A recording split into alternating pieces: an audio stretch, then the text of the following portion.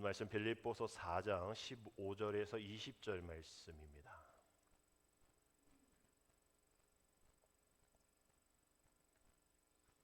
우리 한 목소리를 빌립보서 4장 15절에서 20절 말씀 함께 읽습니다. 빌립보 사람들아, 너희도 알거니와 복음의 시초에 내가 마게도냐를 떠날 때에 주고받는 내 일에 참여한 교회가 너희 외에 아무도 없었느니라. 데살로니가에 있을 때에도 너희가 한 번뿐 아니라 두 번이나 나의 쓸 것을 보내었도다. 내가 선물을 구함이 아니요 오직 너희에게 유익하도록 풍성한 열매를 구함이라. 내게는 모든 것이 있고 또 풍부한지라.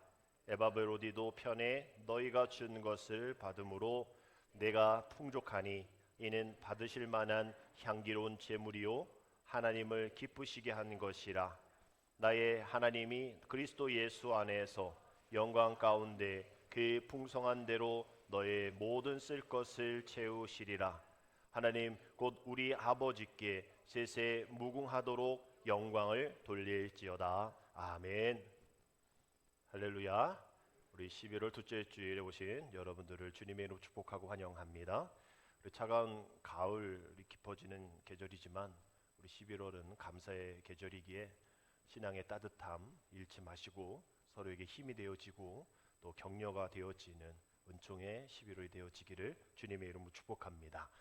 우리 오늘은 한국 감리교회가 2017년부터 우리 매년 11월 둘째 주일은 우리 선교사님들 위한 기도의 제목을 놓고 기도하는 선교사 복지 주일로 지키며 제정하는 주일입니다. 우리 한국 감리교회는 82개국에 1269명의 선교사님들이 파송이 되어져 있고요.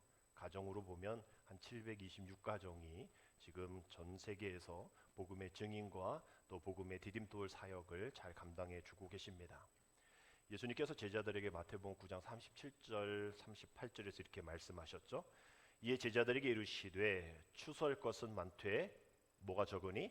일꾼이 적으니 그러므로 추수하는 주인에게 청하여 추수할 일꾼들을 보내주소서 하라 하시니라. 이 말씀은 우리 예수님께서 하나님 말씀을 가르치시고 또 치유도 하시고 또 많은 도움을 주셨지만 예수님 혼자 일을 감당할 수 없다라는 말씀이죠. 그리고 아직도 많은 일들을 할 일들이 남아있다. 누가 이 일들을 감당할까? 그 돌보고 인도할 일꾼이 여전히 부족하다라는 안타까운 마음이 담겨져 있는 말씀입니다. 오늘 선교사 복지 주일을 통하여서 우리는 끝까지 보내는 교회 또 끝까지 동행하는 교회로서의 사명을 다시금 일깨우고 우리 한국 교회의 선교를 깊이 성찰하면서 앞으로 하나님의 꿈인 선교의 사명을 온전히 이루기 위해서 우리 한 주간 동안 열심히 기도해야 합니다. 우리 한국교회는 지난 한 세기 동안 놀라운 선교 사역을 감당했죠. 1884년 지금부터 141년 전 또 1885년이라고 얘기하는 1140년 전 우리 외국인 선교사들이 우리 조선을 찾아와서 또 배 한 척에 몸을 싣고 또 가족과 또 출세의 모든 것들을 다 내려놓고 자신의 생명을 담보로 이 미지의 땅인 조선 땅에 발을 디뎠습니다. 언어도 낯설고 또 문화가 익숙하지 않는 상태에서 병으로 때로는 박해로 목숨을 잃은 선교사들이 많죠. 그 선교사들이 1년 있다가 본국으로 선교 편지를 보내는 내용들을 보면 정말 선교가 은혜롭게 잘 진행되어지고 있습니다. 정말 선교가 아름답게 잘 진행되어지고 있으니 더 많은 사람을 보내주십시오의 보고가 아니라 세상 말로 다 못해 먹겠습니다 라는 이야기의 보고가 많았죠. 얘네들은 가르쳐도 모릅니다. 또 맨날 술과 마약과 담배와 또 유흥으로 저들이 삶을 하루하루 보내고 있습니다. 이건 병원도 없습니다. 교육도 못하겠습니다. 우리를 반기지 않습니다. 뭐 이런 내용들이 선교 편지로 가득 차 있었던 그런 때였던 거죠. 그런데도 불구하고 우리 한국 교회의 부흥을 기초를 그분들이 세워 주셨기에 오히려 이제 우리가 많은 나라의 선교사를 파송하고 있는 국가가 되었던 겁니다. 우리가 받은 그대로 우리 선교사들이 와서 병원과 교회와 학교와 많은 것들 또 문맹 퇴치의 일들, 또 여성의 인권을 보호해주는 그 모든 일들을 이제 우리 선교사님들이 그 일들을 감당하고 계십니다. 여기서 우리는 이 시점에서 선교사 복지 주일이 왜 필요하는가? 선교사들을 파송하는 일에는 참 열심이었지만 정작 선교사들을 돌보는 일에는 많이 부족한 것이 사실이기 때문에 그 선교사들이 낯선 곳에서 흘린 땀과 눈물, 고통의 소리에는 귀 기울이지 못했던 것이 바로 지금 한국교회의 현실이라는 것이죠. 이제 감리교회는 5년 정도 있으면 많은 목회자들이 은퇴를 하십니다. 그 이유는 5년 은퇴하신 이후에 은퇴하신 분의 학번에서 많은 수의 입학생들을 받았습니다. 한 2배, 2배 반 정도의 입학생을 받았기 때문에 그분들이 졸업을 해서 많은 분들이 은퇴를 하게 되어지고 교회도 많이 나오게 한다고 하는데, 여튼 더불어서 5년 뒤에 선교사님들의 한 100여 명의 선교사님들이 이제 본국으로 돌아와서 은퇴를 밟으셔야 한다고 합니다. 일반 목회자들은 은퇴에 대한 예우 또 응급비에 대한 부분들이 감당되어지지만 우리 선교사님들은 오셔가지고 할 수 있는 일 또 거주할 집이 없습니다. 이런 일들을 우리 감리교회는 과연 얼마큼 준비를 하고 있는가에 대한 질문을 하자라는 것이죠. 그분들은 분명 성경 안에 있는 역사적인 일들을 바라보면서, 특별히 사도행전의 이 부흥의 역사를 바라보면서 선교의 사명이 그리 쉽지 않은 것을 알고 가셨겠죠. 수많은 박해, 또 핍박, 환난, 격렬한 반대와 모함과 박해가 있었음을, 그들이 다른 사람이 아니라 같은 유대 민족이었던 것을 알고 있었을 겁니다. 그래서 마지막 순간까지 고난의 연속이었음을 고백할 때에 그래도 선교사님들이 감사했던 것은 사도행전적 많은 교회들 또 선교사들의 선교사님들의 마지막을 보면 대부분 순교로 끝났지만 자신은 이렇게 마지막까지 은퇴 때까지 선교를 할 수 있도록 지켜주신 하나님의 은혜, 이제 아름답게 은퇴할 수 있는 이러한 상황들에 감사를 하는 거죠. 선교사들이 그동안 얼마나 많은 언어와 문화, 낯선 곳에서 외롭게 또 험한 그 일들을 걸어가셨습니까? 어떤 선교사는 후원의 어려움으로 또 코로나 이후에 경제적인 그러한 고통을 경험하고 또 그 안에 선교 사명을 감당하시다가 또 불법이라 이야기하고 이래서 추방당하시는 분들도 계시고, 또 정말 열심히 사역 잘 감당하고 선교의 열매가 드러나고 있는데 선교지에서 얻게 되어지는 질병 혹은 그러한 이 도둑으로 인한 또 많은 문제들, 빼앗김, 그동안 함께 믿었던 사람들의 배신들, 이런 사역들이 계속 이어져 가는 그런 상황 속에서도 포기하지 않고, 그 선교사님들은 그래도 그 사명이 온전하게 이루어지겠지만 사모님과 그 가족들은 그 문제를 볼 때마다 깊은 좌절 속에 본국으로 돌아가자라는 이야기를 하게 되어지는 것이죠. 그럼에도 불구하고 선교사님들은 그 사명을 포기하지 않으셨습니다. 그 선교사님들이 사명을 포기 아니하시면서 부르시는 찬양 중에 하나가 바로 이 찬양이죠. 나를 지으신 이가 하나님, 나를 부르신 이가 하나님, 나를 보내신 이도 하나님, 나의 나 된 것은 다 하나님 은혜라. 나의 달려갈 길 다 가도록, 나의 마지막 호흡 다 하도록 나로 그 십자가 품게 하시니 나의 나 된 것은 다 하나님의 뭐다? 은혜다라는 그런 고백으로 병중에 있을 때, 또 많은 것이 빼앗겼을 때에, 선교의 사명을 감당하지 못할 때에, 본국에 들어와서 재입국하기 어려울 때에 이 찬양을 부르면서 하나님, 그 땅에 복음을 전해야 합니다. 그 땅에 아직도 영혼이, 하나님의 영혼이 아직도 목말라하고 있습니다 라면서 기도하며 기다리며 또 함께 기도하며 나아갔던 것이죠. 선교사님들이 그러한 마음 은혜 가운데 함께 할 수 있었던 것은 분명 가족들의 힘과 또 기도가 있었을 텐데, 그 선교사님의 많은 고백들을 들어보면 가족들의 중보 기도뿐만 아니라 선교 편지를 통해서 많은 중보 기도자들이 생겨지고 그 일들을 위해 함께 기도하자 요청했을 때에 많은 바쁨을 내려놓고 함께 기도하며 중보하며 헌신하며 물질 드리며 헌신했던 이들이 있었던 것을 고백하게 되었습니다. 오늘 특별히 15절 16절의 말씀에서 바울도 동일하게 이방인의 선교사로서 그 빌립보 교인들, 중보 기도자들이 얼마나 나에게 힘이 되었는가라는 것을 고백하는 말씀이 오늘 15절 16절의 말씀입니다. 빌립보 사람들아, 너희도 알거니와 복음의 시초에 내가 마게도냐를 떠날 때에 주고받는 내 일에 참여한 교회가 너희 외에 아무도 없었느니라. 데살로니가에 있을 때에도 너희가 한 번뿐 아니라 두 번이나 나 있을 것을 보내었도다 라는 그런 고백을 통하여서 바울이 빌립보 성도들이 자신이 감옥에 있을 때 도와줬던 이야기를 회상하면서 함께 자신의 고난에 동참해 준 것을 기뻐하며 고백한 이야기가 오늘 말씀입니다. 더불어 고린도후서 11장 9절에 마게도냐 교회를 향해서 이렇게 이야기했을 때에 또 내가 너희와 함께 있을 때에 비용이 부족하였으되 아무에게도 누를 끼치지 아니하였으면 마게도냐에서 온 형제들이 나의 부족한 것을 보충하였음이라. 내가 모든 일에 너희에게 폐를 끼치지 않기 위하여 스스로 조심하였고 또 조심하리라. 우리 선교사님들의 마음이 담겨져 있습니다. 본국으로 돌아와서 예배를 드려야 하는데 자신을 아는 교회 혹 후원하는 교회에 가면 또 후원해야 되나 보다, 또 설교하고 또 돈 줘야 되나 보다, 또 뭐 필요한지 물어보고 줘야 되나 보다, 이런 눈초리가 너무나 마음 아파서 오히려 모르는 교회 혹 다른 교단 혹은 자신을 알 수 없는 큰 교회에 간다고 이야기를 하는 거죠. 배를 끼치지 않기 위하여, 누를 끼치지 않기 위하여. 그러나 그들은 부족한 것이 없습니다. 연약하지 않습니다. 나약하지 않습니다. 눈치 볼 필요가 없습니다. 오히려 칭찬해 줘야 하는데 부족하다 생각하는 것은 우리인 것이죠. 그러나 오늘 마게도니 교회를 향해서 바울이 이야기하는 고백, 부족하지 않았다라는 거예요. 모든 것이 다 보충이 되었다라는 겁니다.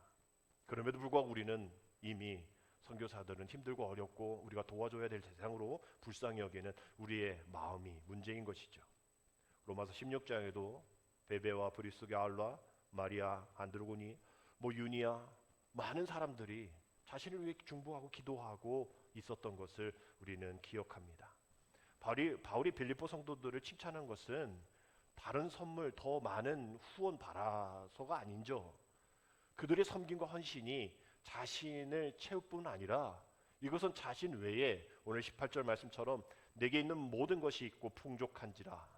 에바브리드의 편에 너희가 준 것을 받았으므로 내가 풍족하니, 나는 풍족하다라는 거예요. 내가 더 이상 너희에게 원하여서 또 눈치 주는 것 아니라는 거죠. 내가 이렇게 너희를 칭찬하는 것은 그 이후의 말씀 때문이라는 겁니다. 우리의 이는 함께 읽겠습니다. 이는 받으실 만한 향기로운 제물이요 하나님을 기쁘시게 한 것이라. 이것을 알았으면 좋겠어 라고 이야기하는 거죠. 내가 부족해서 널 칭찬하는 거 아니야. 더 달라고 아부하는 거 아니야. 나는 풍족해. 그러나 이것을 받으실 하나님께 드려지는 향기로운 제물이고 이것을 하나님 기뻐하시는 것을 알아야 해 라고 이야기하는 겁니다. 이런 기록들을 통해서 우리는 무엇을 알 수 있습니까? 바울이 혼자 선교의 사명을 감당하지 않았다라는 거예요. 항상 바울이 선교할 때 어딜 가든지 무엇을 하든지 바울을 위해 항상 눈물로 기도하고 물질로 후원했던 많은 동역자들이 있었다라는 이야기입니다. 오늘 선교사 복지주의를 통해서 우리가 다시 마음을 새겨야 할 거룩한 사명인 것이죠. 선교는 단지 선교사를 파송하고 그저 홀로 그 짐 잘 짊어지고 가라, 몇 명 전도했냐, 얼마나 부흥했냐, 선교 편지 보내라, 이게 중요한 것 아닙니다. 한 명의 선교사가 온전하게 사명을 감당할 수 있도록 우리가 이 땅에서 함께 가지는 못하고 함께 현장에서 그 사명을 감당하지 못하지만 기도로 물질로 함께 돕는 많은 선교소의 동역자들이 여기 있다라는 것을 알려줘야 한다라는 것이죠. 먼저 선교사가 언어와 문화가 낯선 땅에서 복음을 전할 때에 수많은 영적 전투와 내적인 어려움이 찾아오게 됩니다. 그때 그 선교사와 가정을 위해 우리가 눈물로 기도하면, 중보하면 많은 일들이, 또 많은 물질들이, 많은 상황들이 변하게 되어지고 합력하여 선을 이루게 되어지는 것이죠. 이것이 바로 하나님의 선교이기 때문인 겁니다.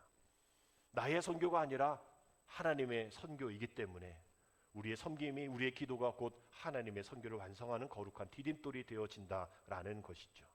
결국 우리는 오늘 선교사 복지주일에 나와 상관없는 예배가 아니라 오늘 이 세상을 구원하기 위해 시작하신 그 선교 역사가 우리 교회가 동역자로 부르심을 받았다는 그 사실, 그것이 우리에게 가장 큰 영광이라는 것을 우리가 기억하자라는 것이죠.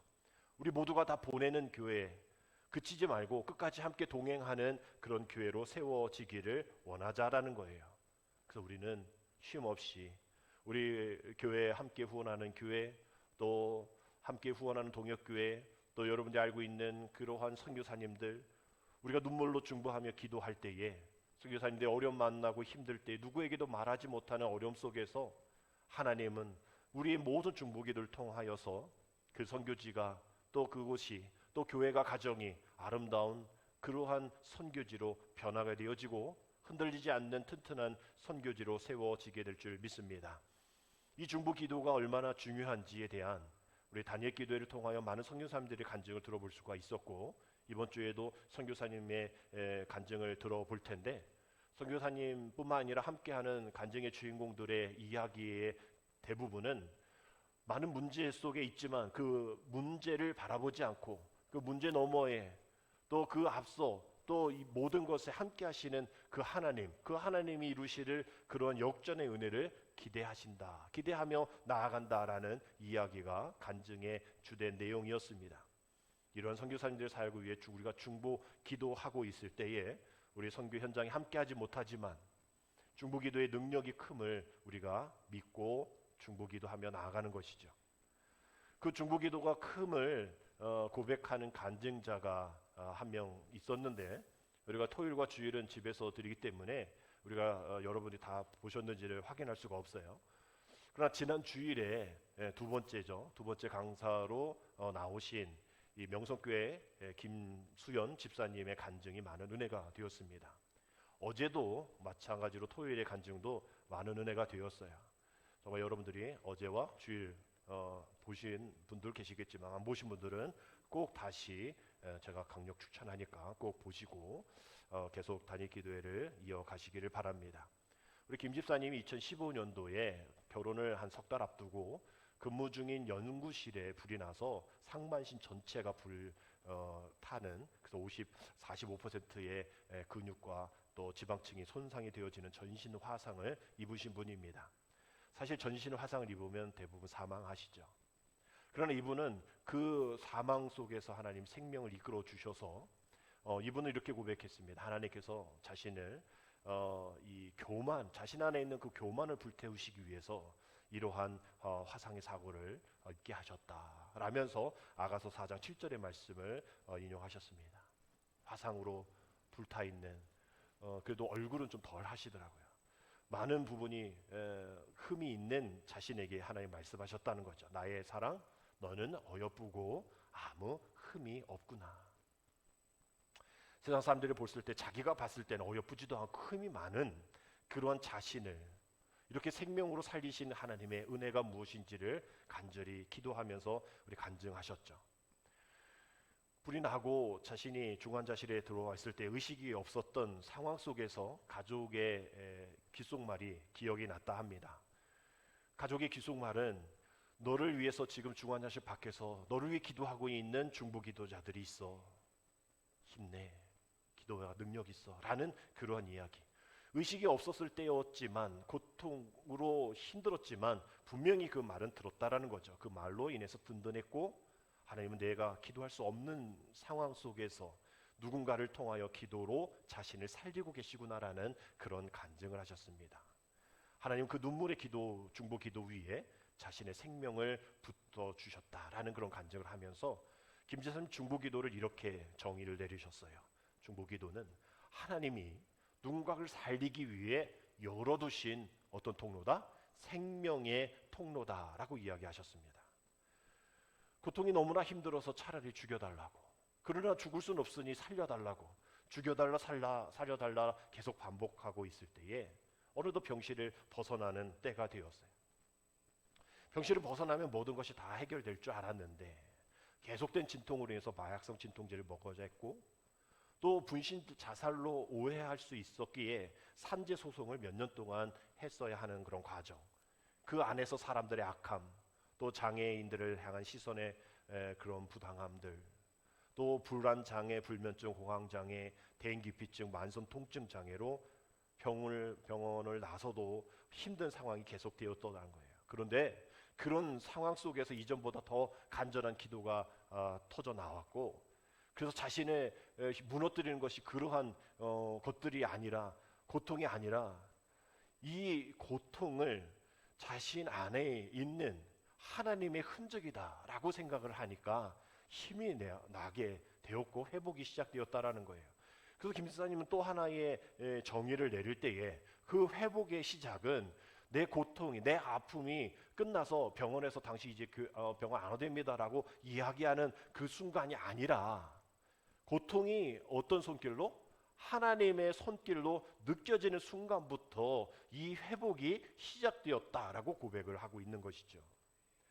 로마서 8장 28절 말씀에 우리가 알거니와 하나님을 사랑하는 자 곧 그의 뜻대로 부르심을 입은 자들에게는 모든 것이 합력하여 선을 이루느니라 라는 그 말씀이 김 집사님께는 하나님께서 자신에게 이렇게 말씀하신 것 같다고 고백합니다. 네가 지나온 모든 고통은 우연이 아니야. 그 모든 것은 합력하여 선을 이루는 나의 손에 있어. 네게 보내진 모든 상황과 사람은 내게 준 나의 선물이야 라는 그러한 마음을 주셨다라는 거예요. 자신을 살려주신 하나님의 은혜, 이것이 선물이다라는 것이죠. 그러나 그 선물보다 더 큰 선물을 주셨는데 아이를 임신하게 해주셨다라는 거예요. 전혀 의학적으로 과정 속에서 힘들기 때문에 아이를 가질 생각을 하지 않았는데, 왜냐하면 이 피부 이식을 했기 때문에 이 배가 신축성이 없습니다. 만석이 되어지면 신축성이 없어서 안에 있는 아이가 그 공간을 확보하지 못하여서 위험할 수 있기에, 또 먹는 약이 있기 때문에 이거 먹지 않으면 자신이 고통을 받아서 아이를 생각하지 않았지만, 하나님께서 정말 그 생명에 더함을 주셔서 그 생명을 39주 동안 잘 넉넉히 품어서 태어나게 했다는 거죠. 임신이 어려웠기에 중간에 포기도 하고 또 많은 그러한 유혹이 있었지만, 마지막 날 출산 때에 그저 아이가 태어난 것의 그 기쁨으로 끝나는 것이 아니라 하나님이 주신 마음은 어떤 마음이었냐면, 아기의 손과 귀와 몸과 피부를 보면서, 아주 이쁘고 깨끗한 그 피부를 보면서 하나님이 나의 안에, 하나님 왜 내게 이런 시련이 있어서 이렇게 피부가, 또 이렇게 손이, 발이 왜 화상으로 이렇게 부끄럽고 못나게 생겼습니까? 하는 그 마음을 하나님께서 자신은 이전에 자신이 평범했던 그때로, 또 그 아이의 모습으로 지금 내가 이렇게 회복되어지고 있어라는 것을 그 태어난 아이를 통해서 그 온전함을 보여주셨다라는 거예요. 하나님은 김 집사님의 상처를 알고 계셨고 그 태어난 아이를 통해서 그 상처를 치유하셨다라는 거예요. 이것이 바로 하나님의 방법인 겁니다. 하나님이 다 치유해 주시고 나서 뭔가를 회복시켜 주신 것이 아니라, 그저 그 상처는 그저 그 자리에 있지만 그 상처를 치유하고 그 상처를 덮어주실 하나님의 방법은 바로 태어난 아이의 그런 피부를 통해서 주셨다라는 거예요. 이전에 자신은 상처 입은 사였지만, 상처 입은 치유자처럼 이제 자신은 생명을 돌보는, 비록 상처 입었지만 생명을 돌보는 자로 하나님이 만들어 주셨다라는 겁니다. 그 상처는 수치가 아니고 하나님이 자신을 통과한 흔적이다라고 고백하면서 이제 그 상처와 흔적을 부끄러워하지 않고 하나님의 흔적이다, 하나님이 나를 너는 내 것이라라고 하나님 서명하신 그런 날입니다라고 생각하면서, 그 간증의 그 제목이 사망에서 사역으로잖아요. 이제 자신은 사망의 음침한 골짜기에서 이제 생명을 살리는 사역으로 자신이 인생을 살겠습니다라는 간증을 하셨답니다. 오늘 선교사 복지주를 통하여서 우리 선교사님들의 그런 사역들, 또 이후에 중보 기도하는 기도의 역사가 얼마나 중요한지를 이분의 간증을 통해서도 우리가 보게 되었던 것이죠. 여기서 중요한 것은 우리가 선교사가 되어야만, 또 사명자가 되어야만, 목회자가 되어야만 하나님이 이렇게 특별한 은혜를 허락하시는구나.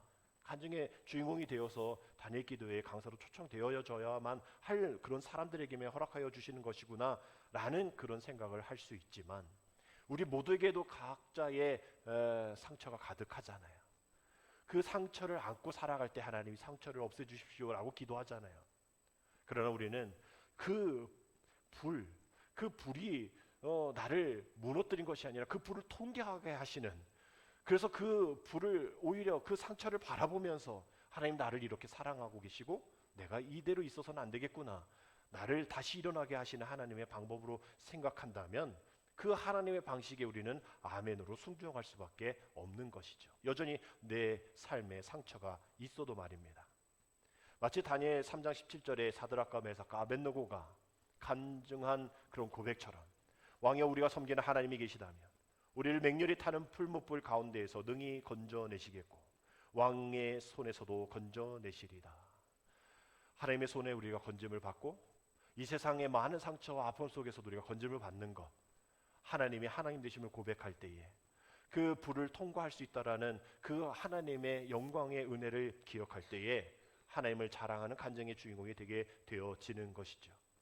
지난 간증, 우리 종교개혁 주일에 말씀드린 마틴 루터의 고백처럼, 하나님께서 나를 인도하시는 길을 알지 못하나 나의 인도자가 잘 인도하실 것은 안다라는 그 고백과 같이, 알지 못하지만 난 알아요라는 세상 사람들이 이해하지 못하는 교회 다니는 성도들의 이 고백, 난 몰라요 그러나 난 잘 알아요.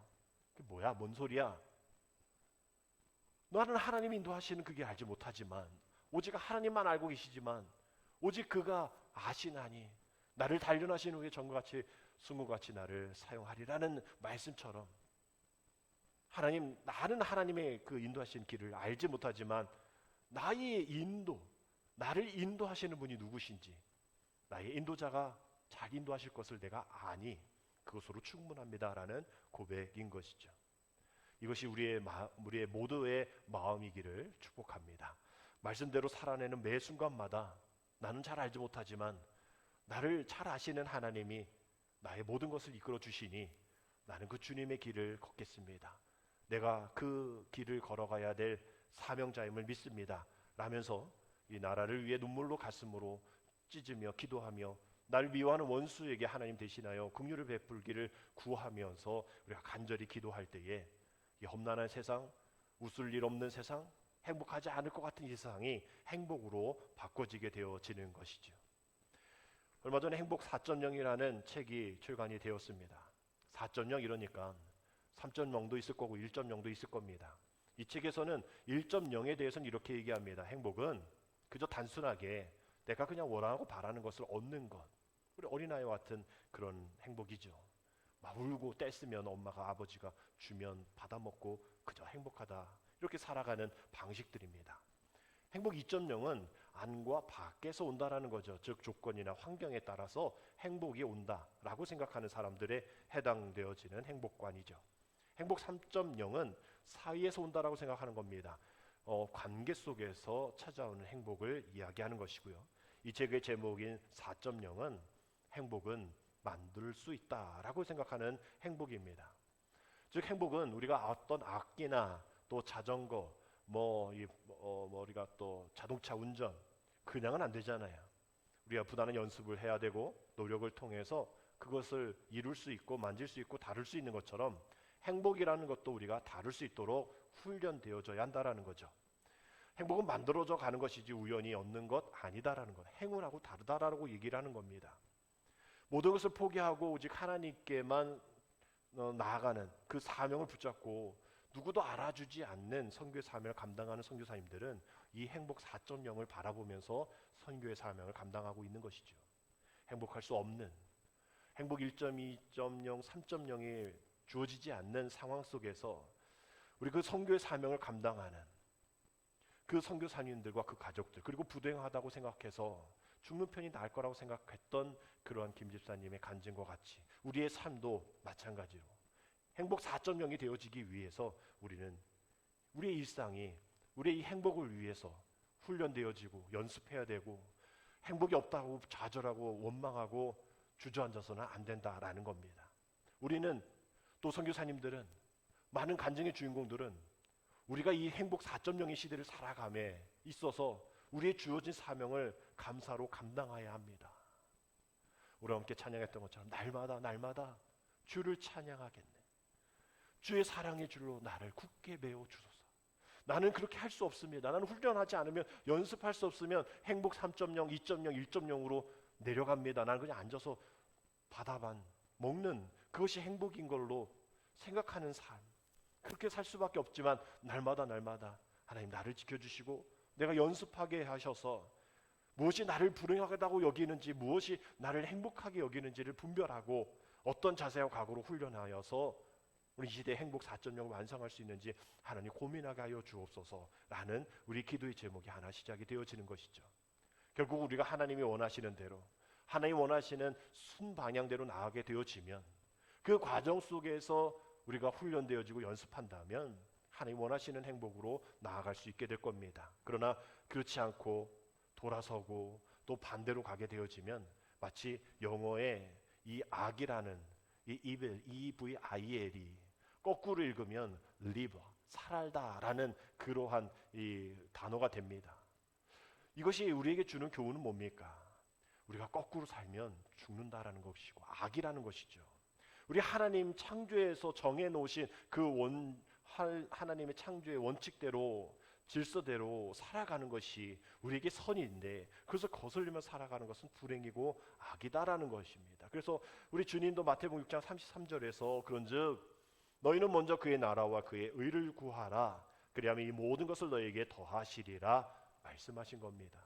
계속 돌아서고 있기 때문에, 거꾸로 가고 있기 때문에, 그러면 살지 못하고 악으로 가는 것임에 너희는 먼저 그의 나라와 그의 의를 구하라라고 말씀하시는 것이죠.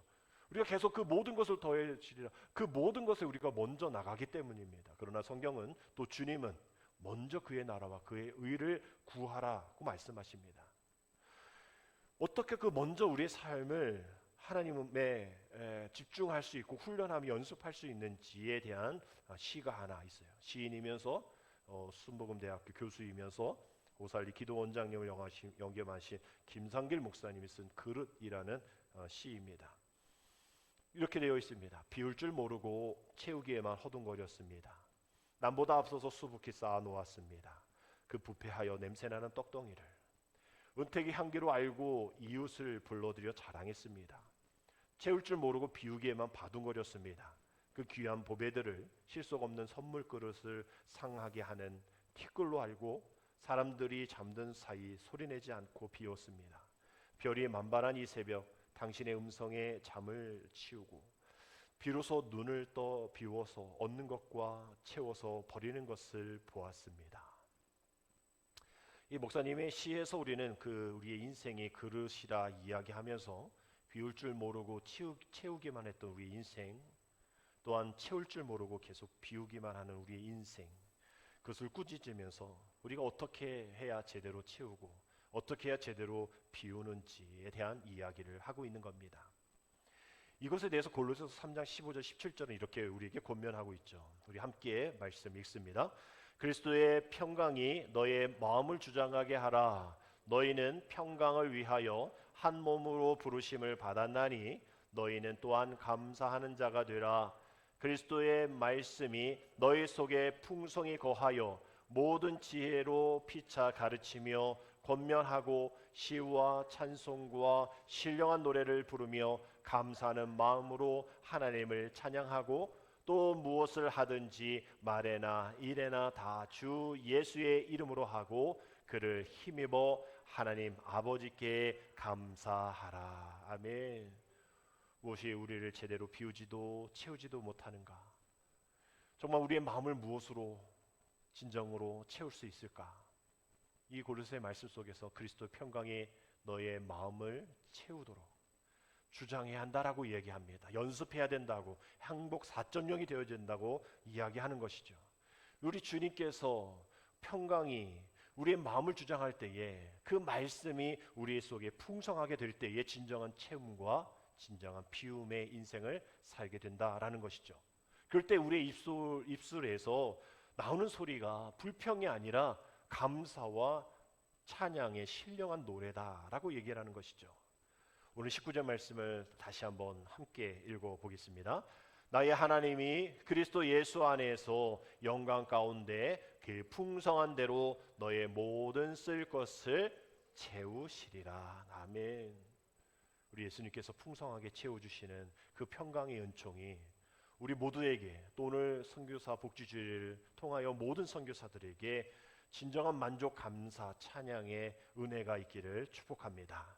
바라기는 감사의 달 11월 지나면서 진정한 감사가 예수 그리스도의 평강의 마음을 채우는, 그것을 기억하면서 오늘도 내가 내 주인이 되어서 나를 비우지 못하고 주님을 채우지 못하는 우리의 삶 속에 다시 한번 우리가 정말 하나님의 향기 나는 제물이 되어지고 그것이 하나님의 기쁨이 되어지기 위하여서 오늘 선교사님들의 사역을 중보하며 기도하고, 그 모든 사역이 빈 그릇이 아니라 가득 채워진 아름다운 행복한 그릇임을 우리가 축복하면서, 더불어 이 세상 속에서 이 세상이 땅끝이 되어지는, 아직 예수님을 알지 못하는 내 가족들, 내 주변의 친구들, 여전히 내 삶의 영역이 땅끝과 선교지임을 기억하면서 정말 그리스도의 평강이 아름다운 그릇이 되어서 하나님께서 기뻐하실 만한 향기로운 제물이 되게 하여 주옵소서.